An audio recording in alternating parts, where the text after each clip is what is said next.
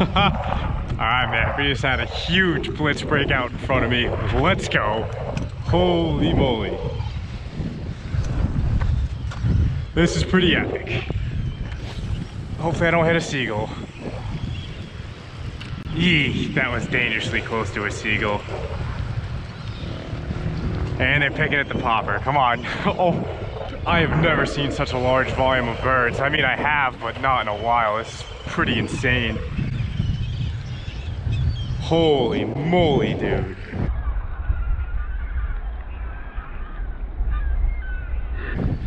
Oh, they're all down there? What the heck is going on, man? This is nutty. This is pretty nutty.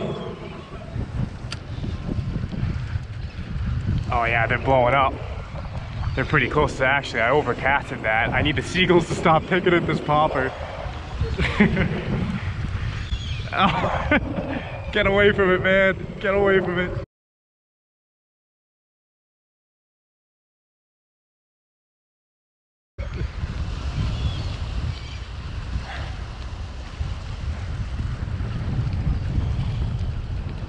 Ah, they're not wanting the talking popper.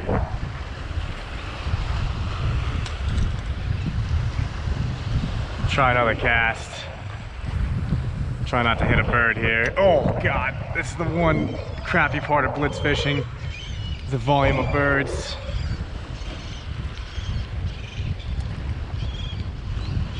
Come on. I'll have to try small in presentation, I think. Got no love on that. Alright, man, that was a pretty short-lived little surface blitz, but it's important when you see a blitz and it just dissipates, like some people just pack up and leave, just hang around for a little bit, because there's no way that volume of fish just like upped and left. Like, they're definitely still in the area and they're gonna show themselves again. I'm fairly confident of that. So I'm just kind of waiting, scouting. I'm seeing birds kind of fluttering around everywhere, so it's definitely gonna blow open again, just a matter of when. And it's only like 4 in the afternoon right now, so give it a little time, man. I think it's gonna be a nutty afternoon. It looks like maybe some bait pushing shallow because all these birds are kind of picking around this water. Try hucking a few casts off here. I want to use a soft plastic right now, but the wind is kind of crappy. It's tough to get a cast out with the soft plastic, so I'm rolling the Savage Eel. So they have a pretty big jig head on them. This is an expensive soft plastic though. Hopefully a bluefish doesn't just come along and bite the tail off, which I'm half expecting, but that's how fishing goes. Don't want to be too snobby. Some people don't like that. I hate bluefish, but it's just, you know, you lose enough tackle to those things, you start to not like them. I don't know what to tell you. Oh, they're blowing up right in front of me. Oh my God, they're blowing up right in front of me, guys.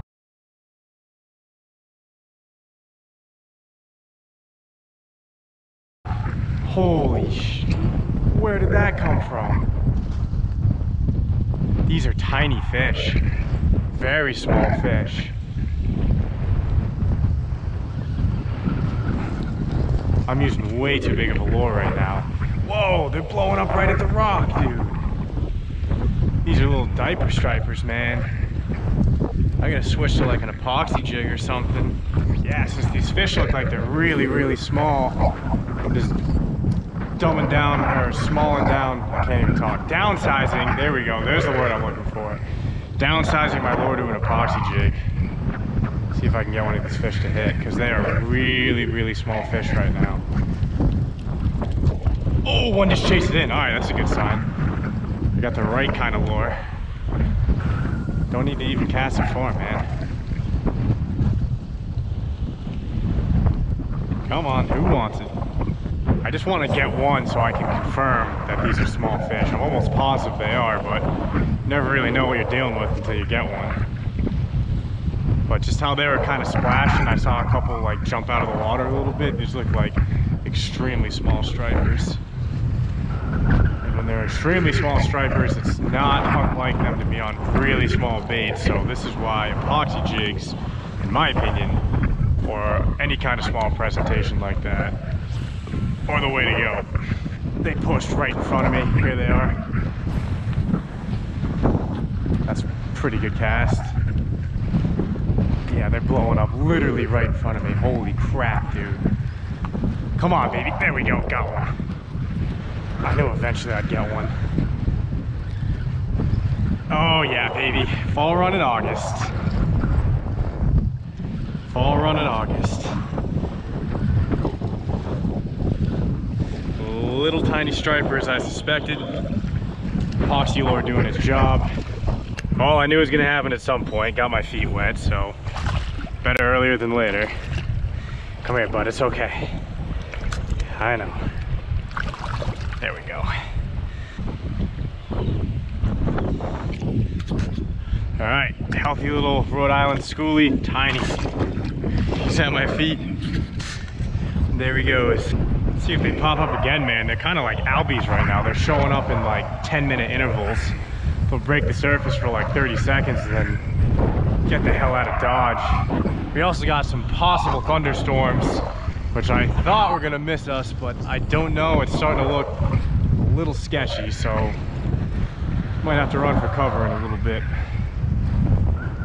Got a man down over here. I know what they're feeding on now. This is a tiny peanut bunker. There we go. Hey, he's still alive. So this right here is what those tiny stripers are blitzing on. So you can see it's a really small bait. So you saw earlier, I tried throwing out a massive plug, like, you know, a foot-long plug. When the fish are that small and this small a bait, they're not gonna go for that. So that went unanswered, as you saw. But right when I switched to the epoxy jig, which is a much smaller presentation, about the size of this peanut bunker, I was able to pick up a fish. So just making little adjustments like that, man, can really increase your odds of catching fish. But I mean, this guy's toast.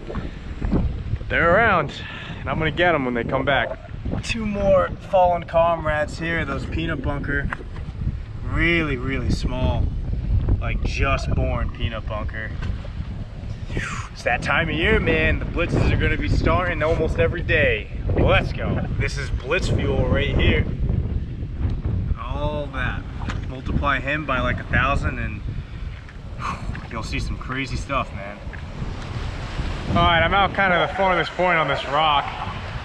Trying a few casts out here, but the action's died down, man. I'm not really seeing too much of anything right now. We'll see though.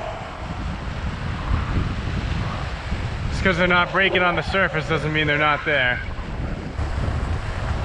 Oh, there was a whack. Come on, baby. These gotta be small fish because they're just not hooking themselves.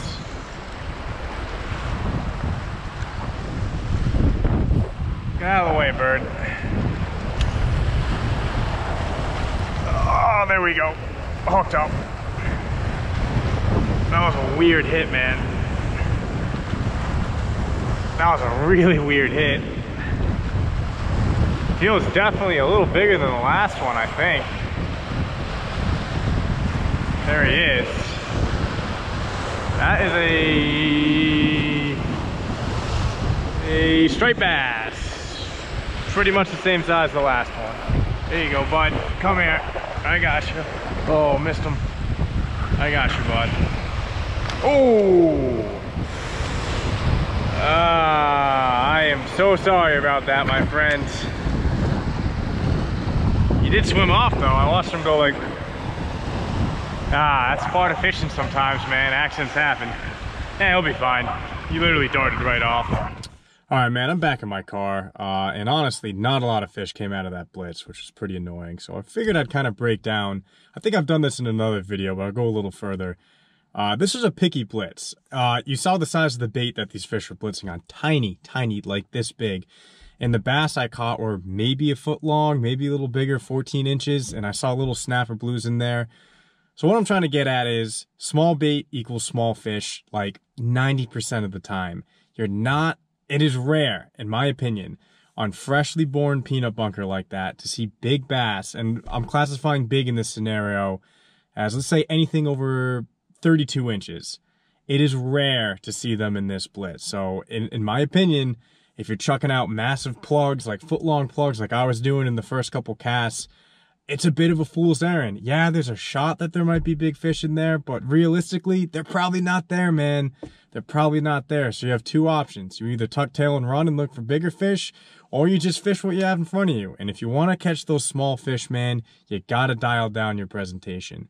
You know, I like to use those epoxy jigs, which are about like that long, but I'm sure there's even smaller baits out there you can buy that can better imitate peanut bunker. But yeah, man, if you find small fish on small bait and you want to catch them, you gotta dial it down with a small presentation. And while we're on the topic of blitzes, let me give you a little friendly advice that I honestly never follow myself, so I really shouldn't even be saying this, but I consider August to be kind of the unofficial start of the fall run. Like, you're gonna start to see blitzes on almost a daily basis, and once September rolls around, man, it just blows open. So my advice is, don't get blitz fever. And what I mean by that is, don't waste all of your time just looking for feeding frenzies.